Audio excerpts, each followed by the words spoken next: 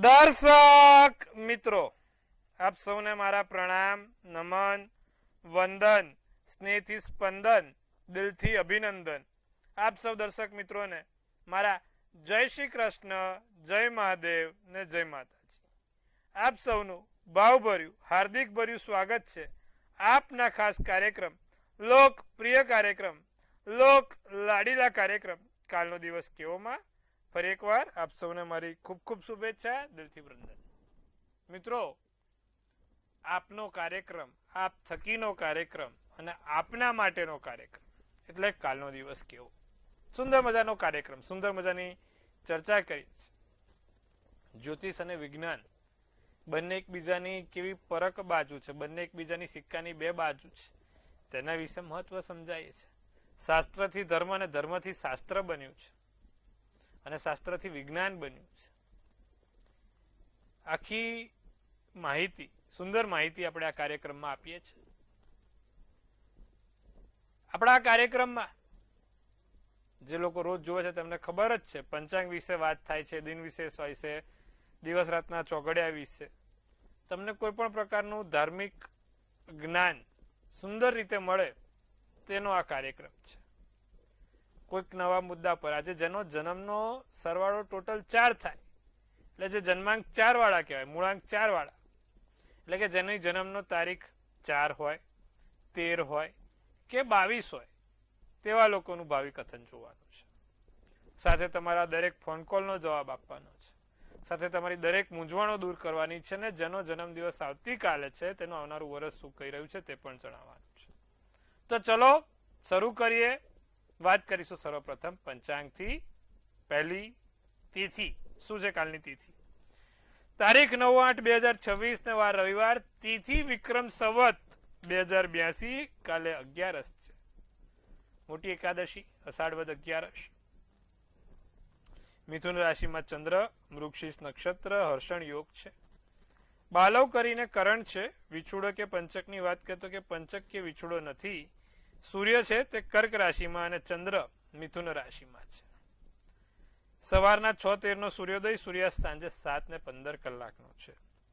3:14 નો ચંદ્રોદય તો 4:24 નો ચંદ્રાસ્ત છે. તમે સમજો કે કાલે અભિજીત મુહૂર્ત નો સમય 12:18 થી 1:10 રહેશે અને જે રાહુકાળ છે બપોરે 5:40 થી સાંજે 7:15 નો રાહુકાળ રહેશે.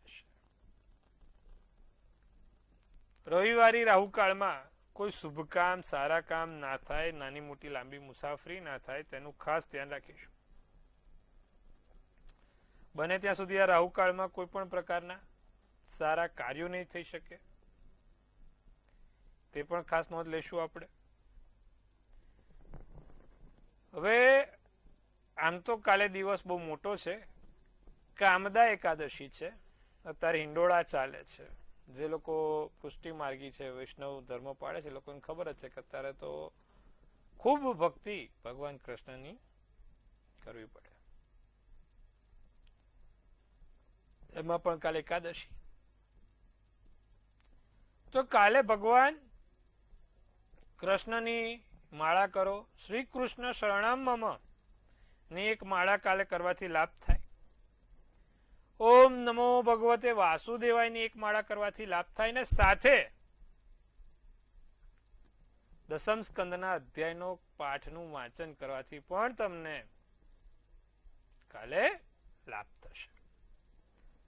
તો આ 3 વસ્તુ આપણે કરવાની છે. કાલે ચોક્કસથી લાભ જોવાશે. કાલે મોટી એકાદશી છે. કાલે આટલું ખાસ કરજો, સારું રહેશે. હવે વાત કરીશું કાલના આપણે દિવસ રાતના ચોઘડિયા વિશે. પ્રથમ ચોઘડિયું લઈએ, લાભ રહેશે 9:28 થી 11:06 કલાકનું. ત્યારબાદ અમૃત ચોઘડિયું 11:06 થી 12:45 કલાકનું.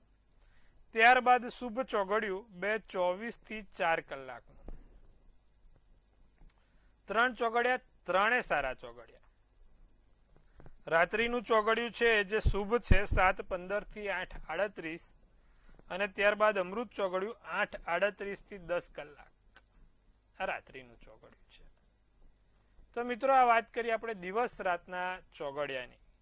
કોઈ પણ નાના મોટા કામ, સારા કામ કરવા તો આ ચોઘડિયા જોઈને કરો તો ફળ સારું મળે છે. સારા ચોઘડિયામાં કરેલા કામ હંમેશા સારા ફળ આપે, તેની ખાસ નોંધ લેજો. તો આ વાત કરી આપણે દિવસ રાતના ચોઘડિયાની. હવે આપણે વાત કરવાની છે આજના વિશેષ અને રસપ્રદ મુદ્દા ઉપર. શું છે આજનો વિશેષ અને રસપ્રદ મુદ્દો?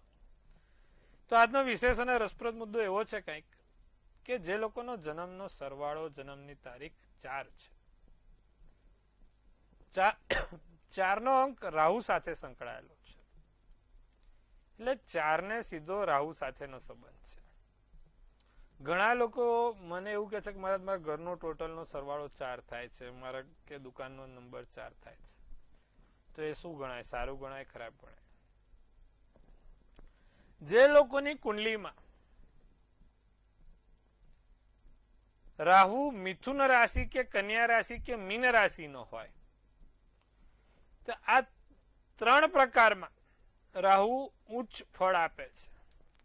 રાહુ આકસ્મિક ધન લાભ અપાવે છે, કટકી કમિશન દલાલીના કામોથી લાભ કરાવે છે, બ્રોકરેજથી લાભ કરાવે છે. એટલે એવું જરૂરી નથી કે ભાઈ રાહુ માત્ર તમને ખરાબ આપે, એને અમૃત પણ પીધેલું છે. એટલે એ શુભ બને છે જ્યારે એ મિથુન, કન્યા કે પછી મીનનો ઉંચનો થાય. એટલે જે લોકોનો જન્માંક 4 છે, 13 છે કે 22 છે, તેવા લોકો ભગવાન રાહુની પૂજા ઉપાસના કરે તો તેમના માટે સારું રહે છે.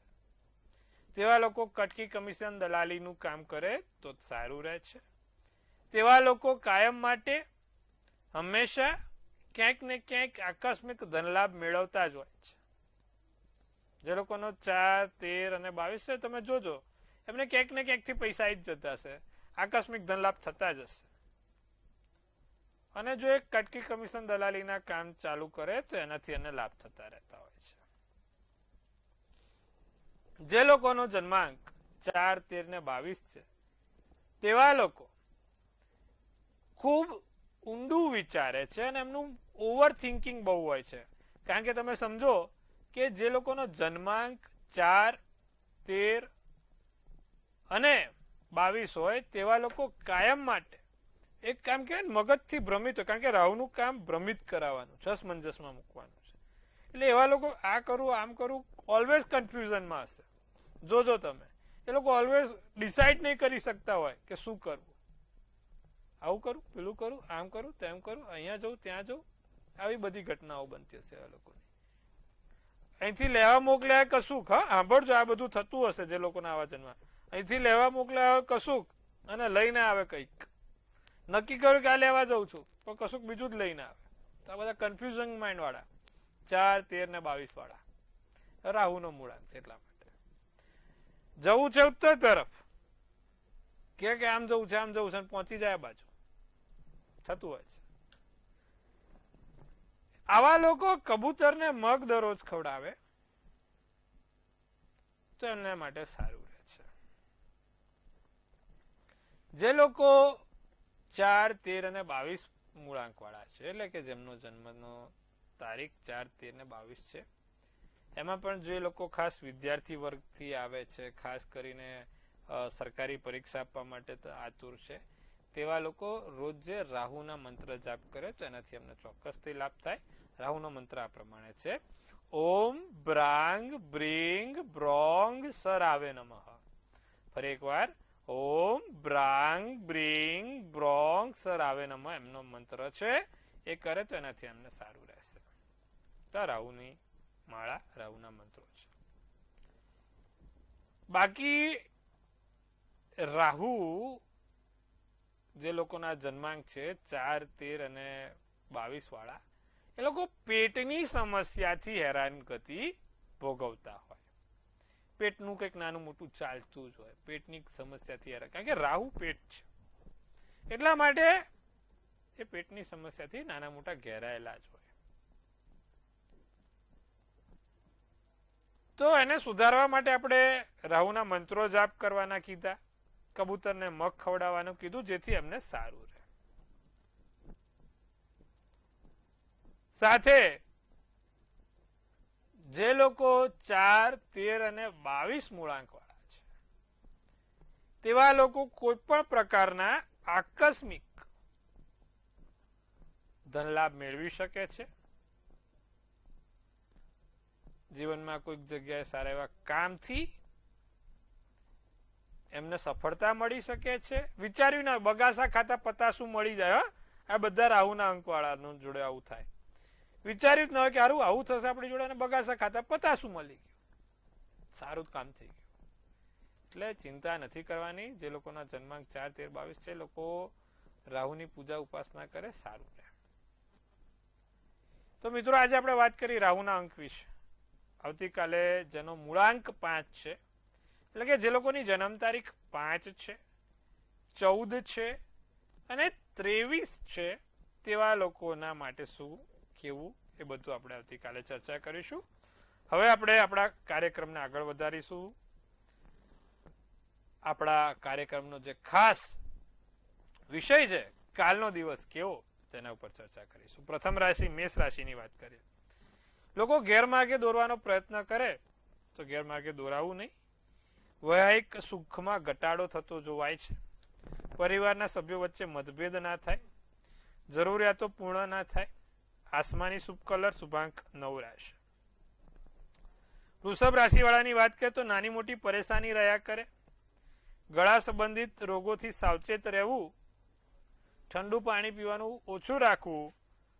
ખાવામાં બેદરકારી રાખવી નહીં. ધન સંચિત કરવાનો પ્રયાસ તમને સફળ કાલે નહીં કરી શકે. તમારા માટે લીલો શુભ કલર શુભાંક 8 રહેશે. મિથુન રાશિની વાત કરીએ તો સારા એકાએક સમાચાર મળે. કાલે વાર રવિવાર. બુધ સૂર્ય હંમેશા મિત્રો છે અને મિત્રો રહેશે. તો કાલે મિથુન રાશિનો બુધ છે ને સારા ગ્રહમાં છે. સ્પર્ધાત્મક પરીક્ષામાં સારા એવા કામ થઈ શકે. કોઈક જગ્યાએ એક્ઝામ, મીટિંગ કે કોઈ ઇન્ટરવ્યુ છે તો કાલે તમે સફળ થઈ શકશો.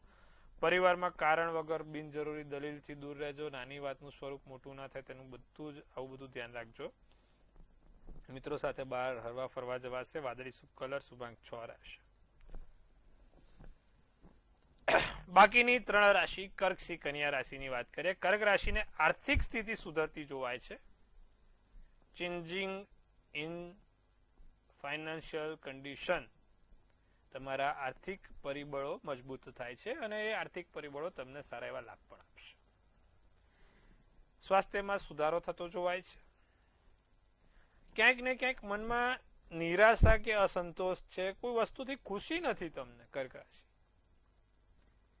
ભગવાને જે આપ્યું, જેટલું આપ્યું ને એમાં ખુશ રહેતા શીખો. અને ખૂબ જરૂરી, શાંત રહો, ગુસ્સાથી બચો, કારણ વગર દલીલો ના કરો. આસમાની શુભ કલર શુભાંક 1 રહેશે. સિંહ રાશિની વાત કરીએ તો પ્રિયજનો સાથે દિવસ સારો આનંદમય જાય. પ્રવાસ અને મનોરંજનની તકો વધે. અંગત બાબતોમાં શુભતા વધશે. તમારો આત્મવિશ્વાસને તમને પ્રોત્સાહન લોકો આપે. તમારા આત્મવિશ્વાસનું મનોબળ વધે. રાતો શુભ કલર શુભાંક 9 રહેશે. કન્યા રાશિ કોઈ પણ કામ સમજ્યા વિચાર્યા વગર બિલકુલ ના કરો. મિલકતનું કામ કરતી વખતે ખાસ સાવધાની રાખવી. પરિવારમાં કોઈ મુદ્દે વિવાદ વધે નહીં, વકરે નહીં, તેનું ધ્યાન રાખજો. નવા કામની શરૂઆત કાલે જો કરવા માંગતા હોય, કંઈક નવું કરવા માંગતા હોય તો કન્યા રાશિ કાલે રહેવા દે. કેસરી શુભ કલર શુભાંક 7 રહેશે. તો મિત્રો આપણે વાત કરી પ્રથમ 6 રાશિની. બાકીની રાશિની પણ વાત કરીશું, પણ હવે સમય થઈ ચૂક્યો છે આપણા દર્શક મિત્રો સાથે વાતચીત કરવાનો. પ્રથમ કોલરને જોડીશું, તેની સાથે વાત કરીશું. હેલો. હાજી બોલો. જય શ્રી કૃષ્ણ. બોલો. જય શ્રી કૃષ્ણ. બોલો, મારા બાબા વિશે પૂછવું છે. શું છે બાબાની જન્મ તારીખ? બાબાની જન્મ તારીખ 15/1/97. સમય છે બપોર સાંજે 4:47. જન્મનું સ્થળ? જન્મનું સ્થળ સુરત. શું પ્રશ્ન છે? એના લગ્ન વિવાહ થતા નથી, એને વાત આવે જ નથી. મીન રાશિનો ચંદ્ર, મિથુન લગ્ન, રેવતી નક્ષત્ર, 8મની તિથિ છે, બુધવારનો દિવસ છે. હવે આ છોકરાની કુંડલીમાં શનિ ચંદ્રનો વિષયોગ બેઠો છે બેન. અને એના કારણે એને હેરાનગતિ છે. એનો લગ્નનો માલિક ખાડે ગયેલો છે. હવે બે વસ્તુ કરો, રોજ એને એક તો પીપળે જળ ચડાવવાનું કહો ચપટી હળદર નાખીને, બીજું એક એમેથિસ્ટ કરીને એક રત્ન આવે, એ રત્ન એને ધારણ કરાવો જેનાથી એને લાભ થાય. અને દરરોજ જે ભગવાન શંકરને દૂધ અને સફેદ ફૂલ ચડાવે તો પણ લાભ થશે. આટલું કરાવજો, લાભ થશે. અન્ય દર્શક મિત્રોને જોડીએ આપણે. હેલો. હાજી. જય ગણેશ. જય ગણેશ. બોલો. મારા દીકરા બહુ માટે પૂછવું છે. એમની સંતાન નથી કે 5 વર્ષ ચાલે. થોડુંક મોટેથી બોલો, અવાજ નથી આવતો બેન. અમારા દીકરાનો વહુ છે ને, સંતાન માટે પૂછવું છે. જન્મ તારીખ? જન્મ તારીખ 10/5/93. હા. સમય 1:30 વાગે બપોરે. હા. નીંગાળા. હા, શું પ્રશ્ન છે? સંતાન નથી એને કે 5 વર્ષ ત્યાં લગન ત્યાં સંતાન ક્યારે યોગ છે? જો અત્યારે તો ધનુનો ચંદ્ર, સિંહ લગ્ન, પૂર્વા નક્ષત્ર, 5મી તિથિ, સોમવારનો દિવસ. બેનને છે ને ચંદ્ર 5મા સ્થાનમાં બેઠો છે ને 12મે મંગળ બેઠો છે. લગ્નનો માલિક 9મે છે. એટલે એની દશા આવશે 1.5 વર્ષ પછી એને સંતાનના યોગ દેખાય છે. 1.5 વર્ષ પછી સંતાનના યોગ છે. હાલમાં તો અત્યારે એક ઉપાય આપું છું. રોજ જે શ્રી મધુરાષ્ટકમનો પાઠ કરવાનું કહો બેનને, એનાથી એને લાભ થાય. અને તુલસીના 2 પાન રોજ ખાવાનું કહેજો, એનાથી પણ લાભ થશે. આટલું કરાવજો, લાભ થશે. અન્ય દર્શક મિત્રને જોડીશું આપણે. હેલો. હર હર મહાદેવ. થોડું મોટેથી બોલો, અવાજ નથી આવી રહ્યો.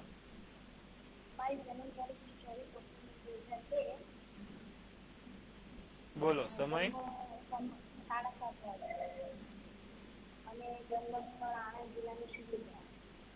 શું પ્રશ્ન છે?